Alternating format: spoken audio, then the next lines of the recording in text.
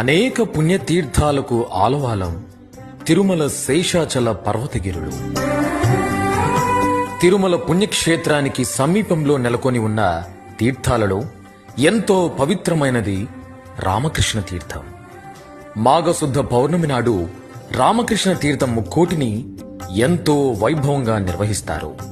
ఆ రోజు తిరుమల శ్రీవారి సన్నిధి నుండి ఆలయ అర్చకులు పూజా సామాగ్రితో సంప్రదాయబద్ధంగా రామకృష్ణ తీర్థానికి తరలివెళ్లి శ్రీ రామకృష్ణులకు విశేష అభిషేకాలు, పూజలు నిర్వహిస్తారు.